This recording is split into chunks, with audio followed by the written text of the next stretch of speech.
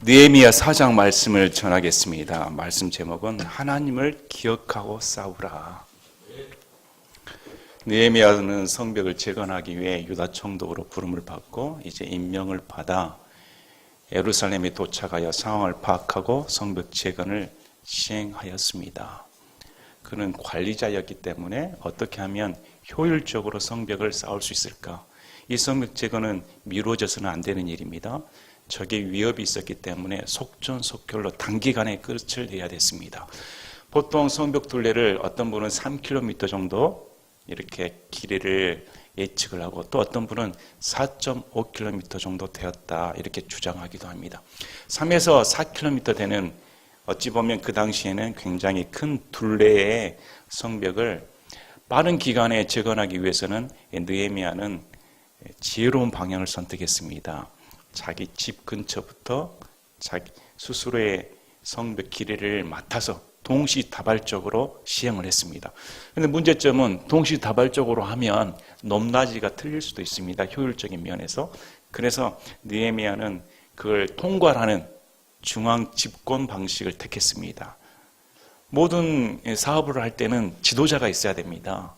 지도자의 획일적인 계획하에 단시간에 끝내는 것이 이 사업 완성의 승패 여부가 달려있는 거였습니다. 그런데 이제 본문 9절에는 이렇게 열심을 내고 이게 하나님께서 우리에게 원하신 사업이다. 반드시 이 성벽 재건이 이 느헤미야 말처럼 하나님의 역사 가운데 성공할 수 있다. 확신을 가지고 우리도 한번 해보자. 이렇게 들고 일어났습니다. 가열차게 들고 일어났는데 모든 역사에는 어려움이 따릅니다. 그래서 본문 9절에는 위기에 빠진 느헤미야가 이 위기 상황을 어떻게 대처하는가 그의 훌륭한 지도력이 다시금 돋보이는 장입니다. 그래서 느헤미야를 위기의 지도자다 이렇게 가르침을 받기도 합니다. 지도자는 위기의 상황에 빠졌을 때 어떻게 이 난국을 헤쳐나가야 될까? 특히 그는 밖의 세력뿐만 아니라 본문 9절을 보면 안에서 분열이 일어납니다. 안과 밖의 상황이 느헤미야를 대적하는 상황이 오는 겁니다. 이러할 때 느헤미야는 이 상황을 어떻게 헤쳐나가는가? 우리는 이런 말씀을 통해서 믿는 자는 무엇으로 하나님과 함께 싸움을 하는가? 저와 여러분은 싸움꾼입니다. 훌륭한 싸움꾼이 돼야 됩니다. 무슨 말이냐면 이미 예수를 믿는 순간 우리는 전쟁터에 들어간 겁니다. 적의 세력은 마귀의 세력이고 우리는 예수님의 좋은 군사입니다. 군사이니까 예수 그리스도의 명령에 순종하여 늘 이 삶이 전쟁터인 겁니다. 우리가 인식하지 못하고 있으니까 그렇지 지금도 가진 사상, 가진 이념 또 우리의 측근들로부터 친한 사람들로부터 우리는 배신을 당하기도 하고 모욕을 당하기도 하며 믿는다는 그 이유 하나만으로 배척을 받기도 합니다. 이런 현실적인 상황에서 저와 여러분은 훌륭한 싸움꾼이 되어야 됩니다. 그래서 오늘 말씀을 다시금 보면서 왜 이들이 싸우는가? 이들이 싸우는 이유는 하나입니다. 내 가족들, 내 형제들, 내 민족들을 위해 너희 집을 위해 싸우라는 겁니다. 다른 거 없습니다. 내가 싸우지 않으면 무너지니까 여러분의 개개인 하는 사람이 싸워야만이 이 교회가 지탱이 되고 이 나라가 지탱이 되는 겁니다. 강 건너 불구경하는 것처럼 나와는 상관이 없다. 아주 비양심적인 사람이죠. 내일이 없는 겁니다. 교회를 세우는 것, 국가를 세우는 것, 가정을 세우는 것은 바로 여러분이 내 스스로가 해야 할 몫인 겁니다. 그래서 오늘 말씀을 다시금 깊게 살펴보기를 원합니다. 또 느헤미야의 마음을 아시길 바랍니다. 얼마나 중압감에 시달렸을까요? 이 사역을 누가 옆에서 도와준 사람도 없는데 지도자 한 사람이 이걸 감당하기에는 너무 버거운 일이었습니다. 그럼에도 그가 꿋꿋하게 지탱할 수 있는 이유는 바로 신앙 때문입니다. 그는 처음부터 하나님을 믿고 의지했으며 바로 안과 밖에서 도전을 받을 때도 오직 하나님만 바라보고 나갑니다. 우리 신앙인의 가장 무기는 신앙의 믿음의 힘인 겁니다. 여러분, 믿음만큼 위대한 능력이 없습니다. 믿음만큼 우리의 위대한 자산은 없는 겁니다. 여러분이 자녀들에게 물려줄 것은 믿음입니다. 어떠한 믿음인가? 성경에 기반을 둔 철저한 성경 절대적인 믿음을 물려줘야 되는 겁니다. 자, 4장 1절을 보시길 바랍니다. 그러나 산발랏이 우리가 성벽을 건축한다는 것을 듣고는 노하고 크게 분개하며 유대인들을 조롱하고, 산발랏은 사마리아 군대를 거느리던 자였습니다. 사마리아 군대는 예루살렘의 북쪽에 위치했습니다. 이 말을 듣고 크게 분노했다. 여기에 대한 해석은 왜 산발랏이 분노했을까? 이렇게 해석하신 분이 계십니다. 사마리아에서 남쪽에 있는 이집트까지 물자를 운송하는 간선도로가 예루살렘을 통과하고 있었습니다. 그런데 예루살렘이 부흥해버리고 자치적인 독립국가가 형성이 되면 이권을 뺏긴다는 겁니다. 자신의 이권이 뺏길까봐, 또 기득권을 뺏길까봐 화가 난 겁니다. 이스라엘 부흥을 원치 않은 자였습니다. 자기 형제들과 사마리아 군대 앞에서 말하여 이르되, 자, 네 가지를 말합니다. 이 미약한 유대인들이 무슨 일을 하는가? 그들이 스스로를 견고하게 하려는가? 희생물을 드리려는가? 하루에 끝을 내려는가? 불탄 쓰레기 더미에서 돌들을 꺼내어 되살리는가? 이렇게 말을 합니다. 자, 무슨 일을 하는가 봤더니, 자, 그들이 스스로를 견고하게 하려는가? 비아냥거리는 말입니다. 너희 스스로를 살펴봐. 너희들 포로 생활 겪고 나서 지금 문짝도 없고 벽도 허물어진 거지 민족 아닌가? 거지 민족들이 힘이 있어? 너희 스스로를 살펴보면 자존감도 없지? 그런데 너희들 힘으로 이 성벽을 재건한다고? 웃기지 마. 항상 적들은, 마귀들은 심리전을 걸어옵니다. 심리전을 걸어와서 스스로 망하게끔, 심리전은 두려움과 자존감을 파괴시켜버리는 겁니다. 무기를 쓰지 않고도 적을 무너뜨릴 수 있는 방법이죠. 두 번째가 희생문을 드리려는가? 신앙을 모독합니다. 야, 너희들이 재건하려고 하니까 너희들이 믿는 하나님께 희생문을 드린다고? 그 신이 어디가 있어? 한번 해볼까? 그 다음에 하루의 일을 끝내려는가? 이 장엄한 역사를 너희들이 급히 서두른 것이 하루에 끝낼 만한 간단한 일이야? 너희 능력으로 하루의 일을 끝낼 수 있을 것 같아? 이렇게 조롱합니다. 불탄 쓰레기 더미에서 돌들을 꺼내어 되살리려는가? 이것은 현실적인 것이었습니다. 이미 불타버렸습니다. 그들이 성벽을 재건하려면 불탄 더미, 쓰레기 더미에서 돌들을 꺼내어서 쌓아야 됐습니다. 이 폐해가는 상황에서 돌을 구해가지고 쌓은다고 가능할 것 같아? 낙담시켜버리는 겁니다. 마귀의 전략이죠. 마귀의 전략은 믿음의 사람들을 찐을 빠지게 해버립니다. 스스로를 파괴시켜버립니다. 우리가 흔히 전쟁 역사를 보면 투쟁하는 사람들 앞에서 고향의 소리를 울려주고 또 맛있는 음식의 향기를 풍겨줍니다. 그러면 투쟁의 의지를 스스로 상실해버리고 동화돼 버립니다. 이 이스라엘 백성들도 이들의 말에 귀를 기울였을 겁니다. 그런데 이들의 말이 틀리지 않거든요. 자기들의 상황을 보면 낙담할 수밖에 없습니다. 스스로 무너질 수밖에 없는 지경이었습니다. 여기다 한층 암몬 족속 도비아가 이렇게 말합니다. 여호가 올라가서 그들이 건축하는 그것, 즉 그들의 돌 성벽을 무너뜨리라 하였더라. 너희가 재건하는 성벽을 보니까 얼마나 약하든지 가벼운 여호가 올라가도 무너져 버리겠다. 이렇게 말을 하는 겁니다. 이 말을 들은 느헤미야는 어떤 반응을 보였을까요? 적이 심리전으로 다가왔을 때 동요되는 이스라엘 백성들에게 느헤미야는 어떤 방향을 제시할까요? 그는 응대하지 않습니다. 그는 처음부터 기도의 사람이었습니다. 동생으로부터 이스라엘의 비보를 들었을 때도 그는 바로 하나님께 기도합니다. 아닥사스다 왕이 왜 너희의 슬픈 기색이 있는가? 이유가 뭔가 했을 때 즉시 하나님께 기도합니다. 그는 기도의 사람이었으므로 이런 상황을 맞이할 때도 바로 그가 응하는 태도는 기도였습니다. 여러분, 기도의 사람은 무너지지 않습니다. 기도가 습관인 사람은 어떤 상황 가운데 혼란을 겪지 않습니다. 어떠한 전호가 핍박에도 무릎 꿇는 사람이 승리의 사람인 겁니다. 그래서 느헤미야는 이 상황을 하나님께 들고 나갑니다. 우리 하나님이여 들으시옵소서. 우리가 멸시를 받나이다. 그들의 모욕을 그들의 머리 위로 돌리시며 그들을 넘겨주사 포로로 잡혀가는 땅에서 탈취물이 되게 하시고 그들의 불법을 덮어두지 마시며 주 앞에서 그들의 죄를 지우지 마시옵소서. 그들이 건축자들 앞에서 주의 분노를 일으켰나이다. 느헤미야 기도는 간단하였습니다. 저들이 도발하는 것은 내가 믿는 하나님의 분노를 일으키는 죄악이라는 겁니다. 이 느헤미야는 분명한 신앙이 있었습니다. 성벽을 재건하는 것은 하나님의 뜻이다. 이스라엘 백성이 회복하는 것은 하나님의 뜻이다.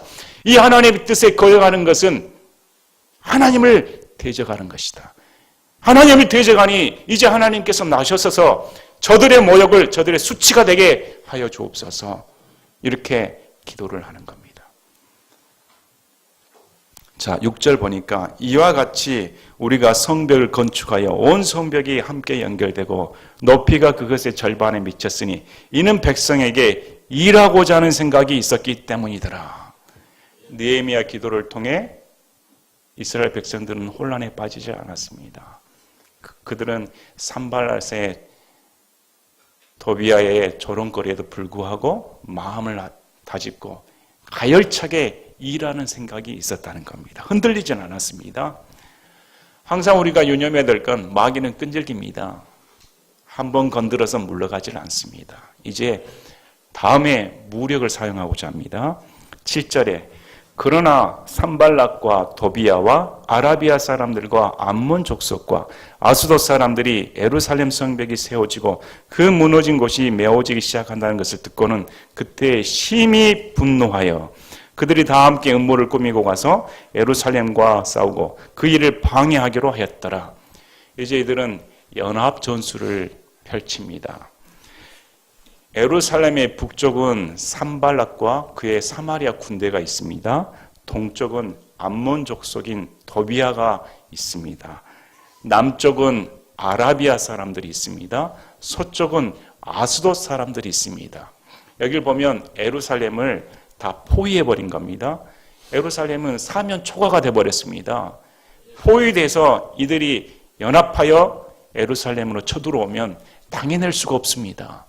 이들을 없애버리자. 음모를 꾸몄다는 겁니다. 그런데 여기에 대한 느헤미야 대책이 9절에 나옵니다. 그럼에도 불구하고 우리가 우리 하나님께 기도하며 그들로 인하여 밤낮으로 그들을 향해 파수꾼을 세웠는데, 그래서 느헤미야는 기도하고 파수꾼을 세웠다. 기도만 해서는 안 되는 겁니다. 여기에 대한 대책을 세워야 되는 겁니다. 느헤미야는 현실적인 사람이었습니다. 상황 파악을 하는 사람이었습니다. 전쟁이 일어날 수 있겠다. 불사하겠다는 겁니다. 여러분 한번 생각해 보시길 바랍니다. 이스라엘 사람들이 군대입니까? 패잔병 아닙니까? 일반 시민들입니다. 그러나 사마리아는 군대입니다.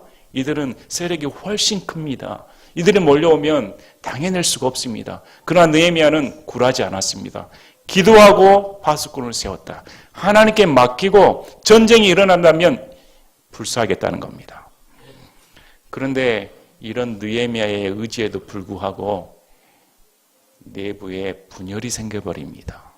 9절 보니까 10절 보니까 유다는 이르기를 집 나른 자들의 힘이 쇠하였고 쓰레기는 아직도 많으므로 우리가 성벽을 건축할 수 없다 하고, 항상 지도자에게 가장 악영향을 끼치는 것이 옆에 사람입니다. 측근입니다. 때로는 측근이 우리의 적이 되기도 합니다. 느헤미야도 마찬가지였습니다. 자기를 가장 밀어주고 따를 줄 알았던 유다 사람들이 불평을 해버립니다.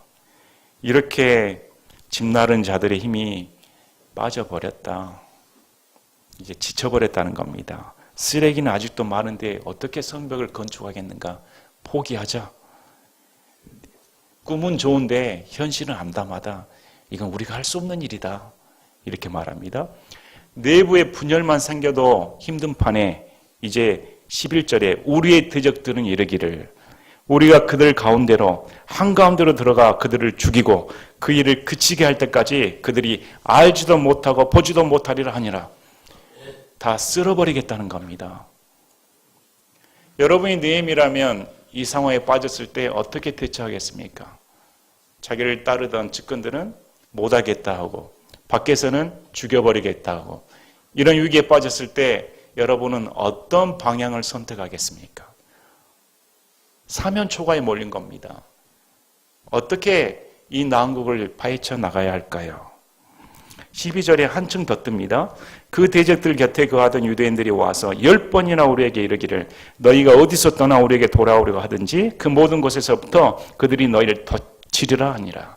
이 말씀 무슨 말이냐면 일을 그만두고 포기하고 돌아오든지 너희들이 지금 있는 곳이 적들이 가서 다 죽여버린다는 겁니다. 그것도 10번이라. 한두 번 와서 한 게 아니고 적의 곁에 살았던 유대인들이 와서 야 산발랏이 보통이 아니다. 이를 득득 간다. 이 사면초가가 된 예루살렘을 다 쓸어버린다고 하니까 이제 우리 남아나지 못하겠다. 항복해라. 동족이 그렇게 말을 하는 겁니다. 자, 13절부터는 이에 대한 느헤미야의 단호함이 나옵니다. 단호함이 나옵니다. 그러므로 내가 성벽 뒤 낮은 곳과 높은 곳에 백성을 세우되 곧 내가 그들의 가족대로 그들의 칼과 창과 활을 가진 채 서게 하고 내가 살펴본 뒤에 일어나 고귀한 자들과 치리자들과 백성이 남은 자들에게 이르기를 너희는 그들을 두려워하지 말며 위대하시고 두려우신 주를 기억하고 너희 형제들과 아들, 딸들과 아내들과 집을 위해 싸우라 하였느니라. 느헤미야는 이 말을 들었을 때 타협하지 않았습니다. 싸우겠다는 겁니다. 이건 죽음을 각오한 겁니다. 싸우면 싸움이 되겠습니까? 그러나 하나님께서 행하신다. 이 사역은 하나님의 사역이므로 반드시 싸우겠다 이렇게 말을 합니다. 그는 지혜로운 자였습니다. 성벽 뒤 낮은 곳은 침투하기 쉬운 지대였습니다. 침투하기 쉬운 지대를 보강하였습니다. 또 높은 곳에 파수꾼을 세워 어디서 침투하는가 살펴보겠다는 겁니다. 그리고 만반의 준비를 갖추고 그가 하는 말이 그들을 두려워하지 말라는 겁니다. 솔직히 두려워해야 되지 않습니까? 그들의 세력을 보면 무슨 힘이 있겠습니까? 그들이 몰려들면 다 죽을 판에. 그러나 느헤미야는 그들을 두려워하지 말고 진정 두려워할 분이 위대하시고 두려우신 하나님이라는 겁니다. 그들을 보지 말라는 겁니다. 위대하고 두려우신 주님이다. 이스라엘 백성을 출애굽시키시고 바빌론 포로 생활 동안 견디게 하시고 포로 생활 놓아주게 하신 분이 위대하신 주님입니다. 그 이스라엘 백성을 지금도 마귀 족속들은 싫어하고 어떻게 하면 예루살렘을 없애버릴까? 모든 민족들이 이스라엘을 눈에 가시거리로 이미 3,000년 전, 2,000년 전 지금이나 변함이 없습니다. 왜 그러냐면 예루살렘은 하나님의 거룩한 도시니까. 지금도 민족들이 반발하고 나서는 겁니다. 그 당시도 그랬습니다. 근데 여기를 보면 느헤미야는 제시를 합니다. 너희 형제들과 아들, 딸들과 아내들과 집을 위해 싸우라. 백성들이 싸워야 하는 이유가 네 가족들 때문에 싸워야 된다는 겁니다. 만약에 이 싸움에서 패하면 너희는 노예가 된다. 노예가 되지 않으려면 싸우라는 겁니다. 그래서 소두에 말씀드린 것처럼 우리 기독교인들은 싸움꾼이 돼야 됩니다. 영적인 전투에서 뛰어난 전투력을 가지고 있어야 됩니다. 마음이 하나님께 고정된 군사로서의 무장이 되어 있어야 됩니다. 역사를 바꾼 몇 가지 명연설이 있습니다. 그 중에 유명한 연설 중에 하나를 꼽으라면 패트릭 헨리의 자유가 아니면 죽음을 달라. 1775년 3월 23일 의회에서 자유가 아니면 죽음을 달라 명연설을 합니다. 제가 이분이 한 연설 내용을 추려서 말씀드리겠습니다. 당시는 이제 영국의 지배를 받았습니다. 영국의 폭정에 앞서서 미국이 독립을 해야 할 판에 어떤 분은 전쟁하기가 싫다. 이길 승산이 없는데 뭐하러 이렇게 싸우는가. 또 이들은 영국으로부터 온 사람들이었습니다. 영국으로부터 건너온 사람이니까 왜 영국과 맞대어서 싸울 필요가 있는가. 좋은 것이 좋은 것이 아닌가. 이렇게 외치는 사람도 있었습니다. 이렇게 의견이 분분할 때 패트릭 헨리가 나서서 자유가 아니면 죽음을 달라. 이렇게 명연설을 합니다. 지금은 점잔을 뺄 때가 아닙니다. 우리 의회가 당면한 문제는 이 나라에도 매우 중요한 문제입니다. 나는 그것이 우리가 자유인이 되느냐 노예가 되느냐 하는 문제라고 생각합니다. 이 주제의 중대성에 비춰볼 때 자유로운 토론이 보장되어야 할 것입니다. 그래야만 우리는 진실에 도달할 수 있을 것이며 우리가 하나님과 이 나라에 지고 있는 우리의 막중한 책임을 완수할 수 있을 것입니다.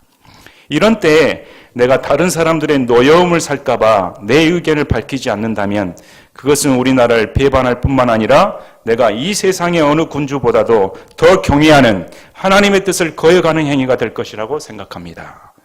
이러고 나서 말을 합니다. 사태를 완화시키는 것은 이제 헛된 일입니다. 평화를 외치는 분들도 있을 것입니다. 그러나 평화는 없습니다. 전쟁은 사실상 시작되었습니다. 다음에 북쪽에서 불어올 강풍은 무기가 맞부딪히는 소리를 우리 귀에 들려줄 것입니다. 우리의 형제들은 이미 싸움터에 나가 있습니다. 그런데 왜 우리는 여기서 이렇게 빈둥거리고 있는 것입니까? 여러분이 원하는 것은 무엇입니까? 여러분이 갖게 될 것이 무엇입니까? 쇠사슬과 노예하는 대가를 치르고 사야 할 만큼 우리의 목숨이 그렇게도 소중하고 평화가 그렇게도 달콤한 것입니까? 전능하신 하나님, 그런 일은 절대로 없게 해 주시옵소서. 다른 사람들이 어떤 길을 택할지 모릅니다. 그러나 내 입장은 이것입니다. 나에게 자유가 아니면 죽음을 달라. 너무 멋진 명언설입니다. 목숨의 대가를 치르고서라도 지켜야 할 것이 자유라는 것입니다. 한 가지 더 예를 들겠습니다. 작년에 저는 다키스트 아워 처칠 영화를 봤습니다. 얼마나 감동적인 영화였던지 여러분들도 꼭 한번 보시길 바랍니다. 당시 이 다키스트 아워에서 처칠은 이런 상황에 빠졌습니다. 이 영화는 영국이 궁지에 몰린 상황 속에서 평화협정이냐 독재자인 히틀러와 전쟁이냐를 결정해야 하는 시점을 집중 조명해 줍니다. 평화협정인가 전쟁을 치를 것인가. 그런데 히틀러가 내세운 게 항상 평화였습니다. 그래서 어떤 분이 써놓은 여기에 명대사에 기록해 놓은 게 있는데 그걸 한번 읽어드리겠습니다. 독일과의 협상을 강요하는 자들에게 처칠이 이렇게 말합니다. 호랑이 입에 머리를 넣고 어떻게 대화를 하나? 비굴하게 머리를 숙이고 호랑이하고 대화가 가능한가? 히틀러는 약속을 지키지 않을 것이다. 거짓말장이라는 겁니다. 평화협정은 영국의 행동을 막는 꼼수일 뿐이다. 평화협정 대가로 영국의 요새든 군대를 무력화할 것이다. 소수의 힘 있는 자들은 히틀러에게 빌붙어서 잘 먹고 잘 살겠지만 일반 영국 시민들은 노예가 될 것이다. 그래서 결론을 이렇게 맺습니다. 우리가 전쟁에서 도망가면 우리는 인질과 노예가 되는 것이고 우리가 전쟁을 두려워하지 아니하면 우리에게 평화가 온다. 전쟁에서 지면 다시 힘을 길러 승리하면 되지만 항복하면 그것으로 끝장이다. 중요한 것은 굴복하지 않는 용기이다. 이 명연설을 통해 전쟁에 나섭니다. 그리고 하나님의 은혜로 승리합니다. 여러분, 평화라는 단어 참 달콤합니다. 그러나 전쟁이 없는 평화는 존재하지 않습니다. 전쟁이 없는 자유는 존재하지 않습니다. 성경은 자유의 대가를 치르는 투쟁의 연속적인 역사서입니다. 이스라엘 백성의 자유와 독립을 위해 성경은 기록되어 있는 겁니다. 그 결정판이 우리 예수님께서 우리에게 자유를 주시려고 자기 목숨을 내놓으셨다는 겁니다. 자유는, 우리에게 준 자유는 값진 겁니다. 예수 그리스도 안에서 있는 자유는 거저 준 것이 아닙니다. 예수님께서 오셔서 스스로 목숨을 주심으로 말미암아 저와 여러분의 자유가 획득된 겁니다. 우리 에베소서 말씀을 보면 이렇게 말합니다. 에베소서 6장 10절, 11절, 12절. 끝으로 내 형제들아 주 안에서와 그분의 강력한 권능 안에서 강건한 자가 되라. 너희가 마귀의 관계들을 능히 대적하며 서기 위해 하나님의 전신갑주를 입으라. 우리는 살과 피와 맞붙어 싸우지 아니하고 정사들과 권능들과 이 세상 어둠의 치리자들과 높은 초소들이 있는 영적 사악함과 맞붙어 싸우느니라. 우리 너무 무지하게 살고 있습니다. 너무 무감각하게 살고 있습니다. 실제로 우리가 어떤 영적인 전투장에 처해 있는지 인식을 못하는 것 같습니다. 기독교인이 이럴 수가 있는가? 어떻게 자신의 눈이 먹고 귀가 먹혀감에 불구하고 그렇게 눈뜬 봉사가 될 수가 있을까? 이걸 바라보는 마음이 참 무겁습니다. 마르크스는 이렇게 말했습니다. 공산주의자 마르크스는 종교는 억압받는 피조물들의 한숨이며 무자비한 세상의 본질이며 영혼 없는 상황의 핵심이다. 그것은 인민의 아편이다. 인민에게 환상의 행복인 종교를 폐지하는 것은 인민의 진정한 행복을 위한 필요 조건이다. 유물론에서 출발한 공산주의는 신을 부정합니다. 종교는 아편이라고 단정을 합니다. 공산주의에 종교의 자유가 있습니까? 자유가 없습니다. 왜 북한에서 그렇게 탈출합니까? 북한이 그렇게 평등하고 그렇게 북한이 복지구가 잘 됐다면 뭐하러 탈출합니까? 목숨을 걸고 탈출한 이유가 뭡니까? 노예니까. 자유가 없으니까. 자유를 위해 남쪽으로 나온 거 아닙니까? 그런데 어떻게 북한을 비유하고 그럴 수가 있을까? 마귀와의 대화는 없는 겁니다. 마귀와 타협은 없는 겁니다. 마귀와의 평화는 없는 겁니다. 정신 차리시길 바랍니다. 우리가 어떤 상황에 모여 있을까? 여러분의 가정을 위해, 여러분의 신앙을 위해, 여러분의 나라를 위해 교육시켜야 되는 겁니다. 공산주의는 악마다. 하나님을 부정하고 자유가 없으며 노예로 속박시키는 공산주의는 악한 겁니다. 악한 것을 악하다고 말을 해야 되며 타협은 있을 수가 없는 겁니다. 우리나라도 그랬으면 좋겠습니다. 저렇게 거짓말하는 거짓말장이 정권, 회담장을 박차고 나오는 그런 대통령을 한번 보고 싶습니다. 진실을 말해달라. 왜 거짓말을 하는가? 타협은 없다. 박차고 나온다면 저는 박수 칠 겁니다. 우리나라의 미래를 위해, 우리 가정의 미래를 위해, 우리 밑에 세대를 위해 여러분 싸우시길 바랍니다. 여러분 진리를 위해 싸우시길 바랍니다. 사람들이 개혁 부르짖는데 성경에서 말하는 개혁은 하나님의 가치관으로 돌아가는 것입니다. 하나님의 절대적인 가치관으로 돌아가며 하나님의 말씀을 지키는 것이 진정한 개혁입니다. 여러분 싸우시길 바랍니다. 우리의 성벽이 무너지는 것, 적들이 몰려오는 것 다 물리치시길 바랍니다. 하나님이 주신 숭고한 가치인 이 자유가 주어지는 것.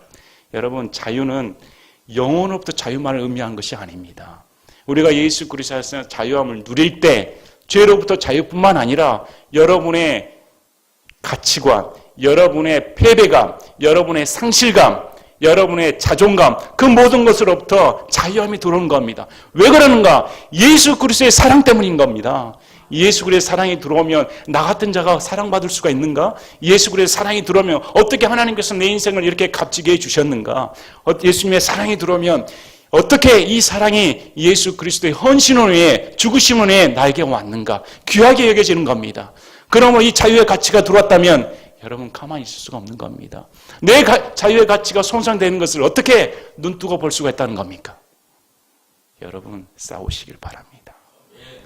여러분의 가치관이 침략당하는 것을 결코 허용하지 마시길 바랍니다. 자, 그때부터 15절 보겠습니다. 그 일이 우리에게 알려졌다는 것을 우리의 원수들이 들으니라. 하나님께서 그들의 계략을 허사로 만드셨으므로 우리가 다 성벽으로 돌아와 각각 자기 일을 하였는데, 이런 내적인 분열, 외적인 압박에도 불구하고 지금 느헤미야는 이렇게 언급을 합니다. 하나님께서 그들의 계략을 허사로 만드셨다. 하나님께서 개입하셨다는 겁니다. 그들이 주는 두려움, 내적인 분열까지 하나님께서 다 무마시켜버렸다. 그리고 다시 성벽으로 돌아와 각각 일을 하였다. 이렇게 말합니다. 결국 이 일의 성패는 하나님께 달려 있습니다. 하나님께서 일을 행하셨다. 느헤미야는 철저히 이렇게 인정을 합니다. 그때부터 내 종들의 절반은 그 길에서 일하였고 그들의 다른 절반은 갑옷을 입고 창과 방패와 활을 잡았으며 지리자들은 유다의 온 집 뒤에 있었고 성벽을 건축하는 자들과 집 나른 자들은 짐 지는 자들과 더불어 각각 한 손으로는 그 일에서 일을 하며 다른 손에는 병기를 잡았으며 건축자들이 각각 자기 옆에 칼을 찬 채 그렇게 건축하였고 나팔 부는 자는 내 곁에 있었느니라. 이제 전투 복장을 합니다. 전투 복장을 하고 태세 전투가 일어나면 그대로 하겠다는 겁니다. 나팔수가 곁에 있었다는 것은 둘레가 3에서 4km 정도는 성벽 재건 사업이었으니까 한 곳에서 전쟁이 일어나면 나팔을 불러 다시 모아 바로 속전속결로 대응하기 위해 이렇게 나팔수를 곁에 두었습니다. 내가 고귀한 자들과 지리자들과 백성의 남은 자들에게 이르기를 그 일은 크고 광대하여 우리가 성벽 위에서 서로 멀리 떨어져 있으니 그러므로 너희가 어디서든지 나팔 소리를 듣거든 거기로 모여서 우리에게로 나오라. 우리 하나님께서 우리를 위하여 싸우시리라 하였느니라. 자, 느헤미야가 내가 나가서 싸우겠습니다. 이기겠습니다. 이렇게 말한 게 아닙니다. 싸움을 하는데 우리 하나님께서 우리를 위하여 싸우신다. 왜 그렇습니까? 하나님의 성벽을 재건하고 있기 때문에 하나님의 역사를 하고 있으니까 하나님께서 우리를 위해 싸우신다. 이렇게 말을 하는 겁니다. 여러분, 우리가 하나님을 위해 싸우면 하나님께서 우리를 위해 대신 싸워주십니다. 로마서 8장 31절에 그런즉 이 일들에 대하여 우리가 무슨 말을 하리요? 만일 하나님께서 우리를 위하시면 누가 우리를 대적하리요? 하나님께서 우리를 위하시면 누가 여러분의 원수가 되겠습니까? 내가 하나님 편에 서 있으면 되는 겁니다. 내가 하나님 편에 서 있으면 세상이 어떻게 돌아가든 어떠한 흉흉한 일이 벌어지든 난리 법석을 친다 할지라도 여러분 안전한 겁니다. 하나님만 내 편이 되어주시면 되는 겁니다. 21절에 이와 같이 우리가 그 일에서 수고했는데 그들의 절반은 동틀 때부터 별이 보일 때까지 창을 잡았고 마찬가지로 바로 그때 내가 백성에게 이르기를 각 사람은 각 자기 종과 함께 예루살렘에 머물러 하였으니 이것은 그들이 밤에는 우리를 위해 보초를 서게 하고 낮에는 수고하게 하려 함이었느니라.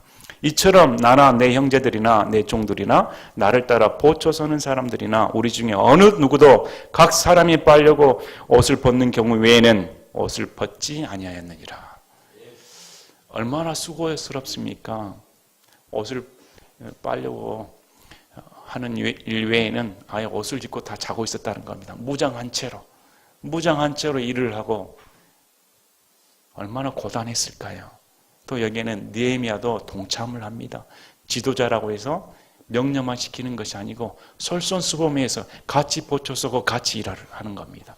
일 내일이 없는 겁니다. 그래서 성공의 요인은 단합입니다. 마음이 하나가 되는 것이 교회 역사를 이루는 데 핵심 요소인 겁니다. 지도자가 있어야 되며 신앙이 굳건해야 되며 일치감은 있어야 되며 사명감이 있어야 되는 겁니다. 뭘 위해 일을 하고 있는가 분명한 목표가 있어야 되는 겁니다. 이 면에서 느헤미야는 심리적으로나 물리적으로나 모든 방향을 제시해 준 위대한 지도자인 겁니다. 이 한 사람의 역량이 이만큼 적의 세력을 파해버리고 내적인 것을 단결시켰으며 세심하게 하나님의 일을 돌보는 가운데 부족함이 없도록 방벽을 세우고 적의 공격을 대비하는 치밀함을 보여줍니다. 여러분 오늘 말씀을 보니까 예수님 믿는 사람 우리가 여러분이 누리는 자유 거저준 거 아닙니다. 6.25 전쟁 때 유엔군을 비롯한 미군을 비롯한 많은 사람들이 희생의 대가를 치른 거 아닙니까? 고맙지 않습니까? 자유가 그냥 주어진 겁니까? 북한의 침략을 막았으니까 우리가 이렇게 잘 누리는 겁니다. 만약에 공산국가가 됐으면 어쩔까요? 김정은이 섬기고 살겠습니까? 김일성, 김정일, 우상수 동상 앞에서 여러분 절해야 됩니다. 감당할 수가 있습니까? 이전에 이렇게 비아냥거리는 말이 있었습니다. 물질주의가 심하다 보니까 강도가 돈 내놔 했더니 이렇게 말하죠. 목숨은 좋으니 제발 돈 많은. 내 목숨 좋으니까 돈 많은 가져가지 마. 이렇게 물질 만능주의를 비꼬는 말이 있었습니다. 요즘은 어떨까요?